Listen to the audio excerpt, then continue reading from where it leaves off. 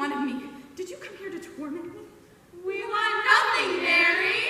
Only to comfort you, to aid you. Do whatever we can. Or may. Or might. Then set me free. If I stay in this chair any longer, I shall go mad. Oh, say that. And we'll never let you out. Dr. Rush's chair Is always successful. Such a good doctor. Dr. Rush. Please set me free. Please.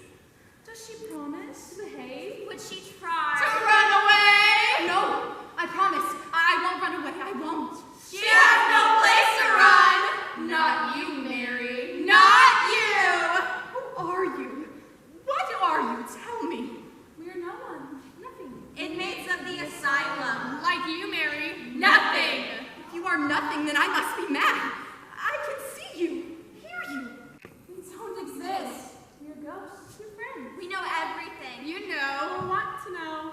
You know everything I want to know. Certainly, Mary. What do you? Want to know. Mary. Tell me where I am. That's too simple. It's no fun. You already know that. The Pennsylvania Hospital. The same as it was this morning. This morning? How long have I been here? It's the same day as it was before. This can't have only been a matter of hours. It's not possible. Being in that chair is horrible. Horrible. Of course it's horrible. It's supposed to be. That's what you get. For being crazy. Crazy Mary Gerard. But I'm not crazy. You know that. You must be. Mr. Gerard had you admitted as a lunatic The doctors have agreed. to keep you here as long as Mr. Gerard continues to pay your bills. In quite the lucrative account. You'll prove to be. For a lunatic, Mary. It's all a misunderstanding. When I see the doctors, when I speak to Mr. Gerard, it'll all be corrected. It's a mistake, I tell you. And that chair, I thought I'd go mad. Oh, she will. In time. She sounds positively. Start raving. Mad. I couldn't move. I couldn't see anything. No sooner was I strapped into it than I began to itch. And then my eyes began to tear and I couldn't wipe them. Yes. Go on. Don't stop. We want to hear everything. It seemed terribly hard to breathe. Why would they put me in such a thing? Surely they know I'm not mad. But it's the proper treatment for your type of madness. Those subject to excitation. Dr. Rush has invented The tranquilizing chair. For types like you, once subject to claims of sanity. I must get out of here. I must. Soon it will be Sunday. You'll be able to hear the bells. From all the churches. Stephen Gerard will be in his usual pew. Mary, praying for your soul. I must see him. Talk with him. I'll ask him to forgive me. Let me pass out of his place. Pass out of his life as though we never met. Oh, the idea! Did you ever hear such a thing? Horrid. Shocking. Disgraceful. A dreadful idea for a married woman to have. Leave her husband? She must be mad. If you know anything about me, you know that my marriage was the worst thing that ever happened to me. Until this. And this from a woman? Legally bound to a husband? She sounds like A woman of the streets. How dare you speak to me like that? I'm Mrs. Stephen Gerard. No one would dare speak to me in such a manner. Oh, they will, Mary. And worse, much worse, Mary. the ones at the windows who come daily To stare at points and laugh at the lunatic. To mock them. To try and frighten them into fits. And it works beautifully. I don't believe you. I don't believe that there are people like that. People who would do things like that. It's cruel. People aren't like that. Can't you see how broad the windows were made? So the people wouldn't have to stoop. To see in. They'll not look at me.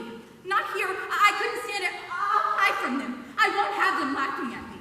No. Poor Mary. If you hide. It'll make matters so much worse.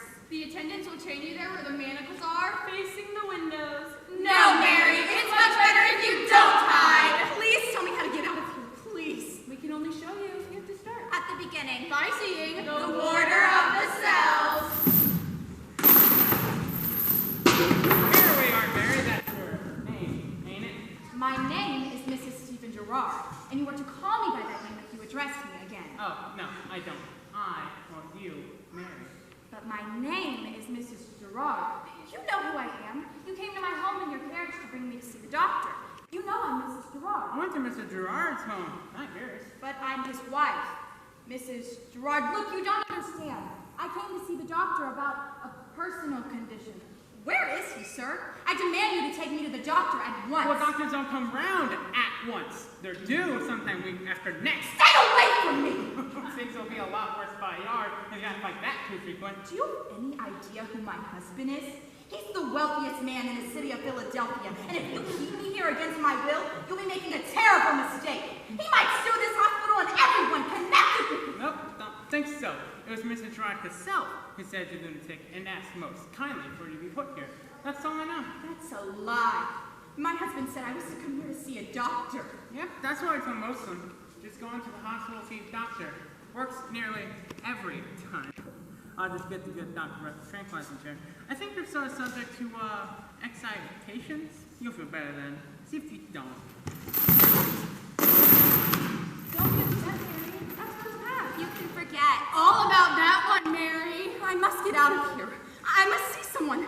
Talk with someone. When will they let me see someone? We can let you see anyone. Just tell us who. Name the name. And instantly you'll see them. I want to see my mother. Her mother! Oh, how funny. Little Mary wants to see her mother. Yes. Let me see her, please.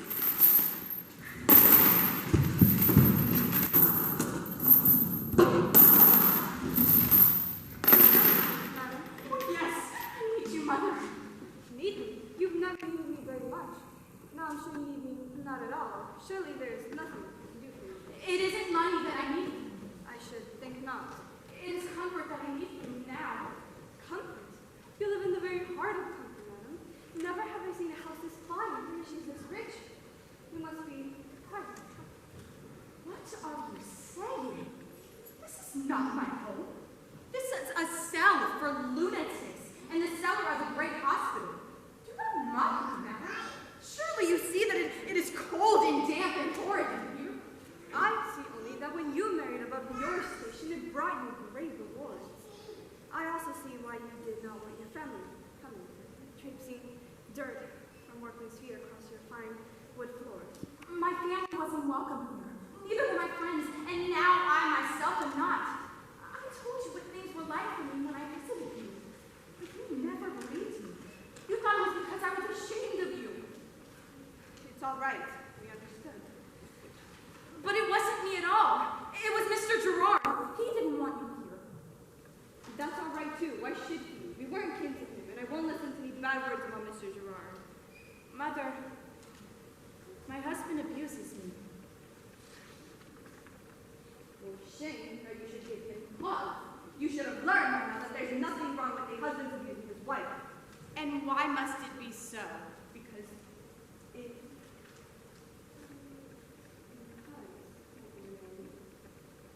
is the husband's place to rule over his wife, and the wife to obey her husband.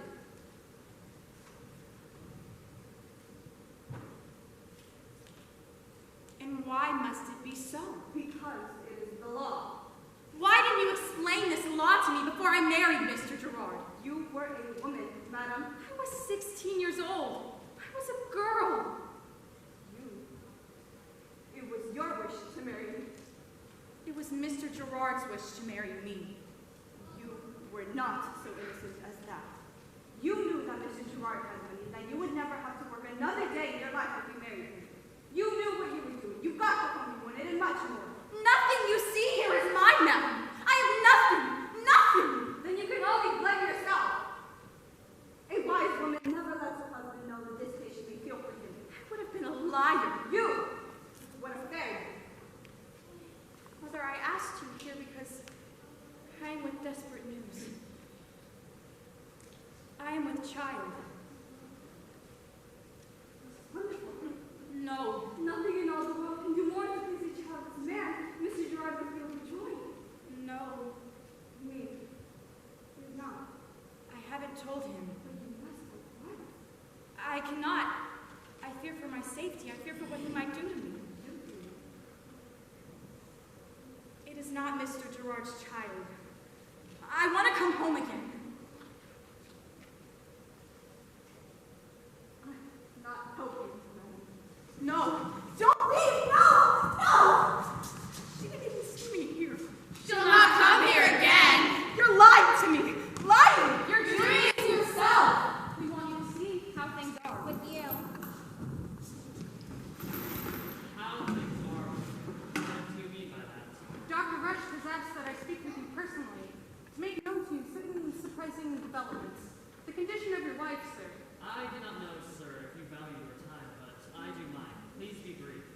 will try. May I sit, sir? If there is some question as to the adequacy of the monthly payments for expenses, I shall naturally increase the sum. Oh no, Mr. Gerard. Let me assure you, this is not a question of cost, sir, but rather one concerning your wife's mental and physical condition. I am quite familiar with one and not at all interested in the other. I have surprising news for you, and all of us at the hospital. Mrs. Gerard is with child. Yes? You were aware of this when you brought her to us? Yes, sir, I was. And yet you brought her to us to be confined with the mentally insane. Most certainly. I brought my wife to you because she is insane. That has nothing to do with whatever physical condition she may be in. Sir, I'm happy to tell you that this is not always the cause. What I'm trying to tell you is the happy news, that Mrs. Gerard is quite possibly, even probably, as sane as you or I. My wife, sir, is insane. She's pregnant. That is a fact I wish you to disregard. True, I was previously aware of her condition. I have chosen of my own free will to ignore it. It is my wish, sir, that you do likewise. Sir, I am amazed. I have just told you that your wife is soon to be delivered of your child in a madhouse, and you advise me to ignore it? I see. Perhaps this will be sufficient. It is not a question of money, sir. Is that fact? It is, sir. I have found no fact that cannot be altered by a large enough sum of money. $3,000. But this is made out to... To you, sir, I humbly ask that you personally see to it that whatever needs be done is done to keep all references to her, her child, if it should live, and any other difficulties concerning her beyond my awareness. I don't know what to say. Answer only this. Can it be done? Yes. Good. See to it then.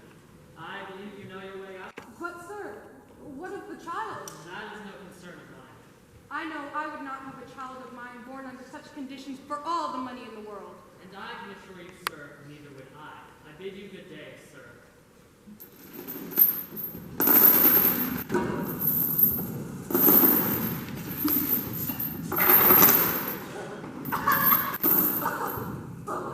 What will become of my child? Who's the father? Mary. Yes, tell us who the father is. Tell us. The father is unimportant. You were untrue, Mary. You broke your marriage vow. For shame. Shame, You're Mary. trying to drive me mad. You should have been like Polly Kenton. Yes, definitely like Polly. Then you would have been all right. Had your baby and your home. Your mother would have loved having a daughter like Polly. Soon the whole city will know Mr. Gerard's Polly. And they will have forgotten you. What are you talking about? They're talking about me, Mrs. Gerard. Who are you? I don't know you. My name's Polly. Polly Kenton. I'm not important, really. I'm his housekeeper, Mrs. Gerard. I will be more successful and longer lasting than the rest. He will even come to care for me. A little. As much as he's able to care for a woman anyways. I don't believe you. I wouldn't lie to you. I have no need to do so. Why didn't he care for me? In the beginning, he did. You should have had his child. It wasn't my fault we couldn't have children. I knew he'd blame me. I knew he felt I had swindled him because I couldn't give him a son. You sound as though you wanted him to care for you. Is that so strange? It isn't practical. You should have known what he had wanted and gave it to him. If you could have managed him a son, you would have won his affection. But we couldn't have children. We tried and we could not. You should have seen to it that you had a child, even if it was not his. He would have thought it was his, and the bargain would have been complete. And must it be like a business transaction? All relationships are. Everyone expects something in return for what they're giving. But you haven't had his children, have you? Of course not. A man expects his wife to bear his children and his mistress to bear none. Yet you won his affection. Yes, I have. How? By not even wanting it. The more outrageously you tried to gain his attention and sympathy, the more he turned away. Your behavior has made him come to hate you. He said that to you? I can tell you his words exactly. I hate her like the devil, and I know that this feeling increases daily. I don't believe you. He wouldn't say that. What intolerable wrong did I do him? Perhaps he does not know himself. You see, you are not sensible. It is never sensible to to understand or to tolerate the dreams of his wife. And they told him I suffer from dreaming. We got some cures for dreams here, Marion. I see bass in winter. Splinters under the thumbnails. A white-hot iron on the soles of the feet for sanity. Bring him to me. We don't know who you mean. Bring Stephen Gerard. Bring him now into this cell. Oh no, we must not. Bring him!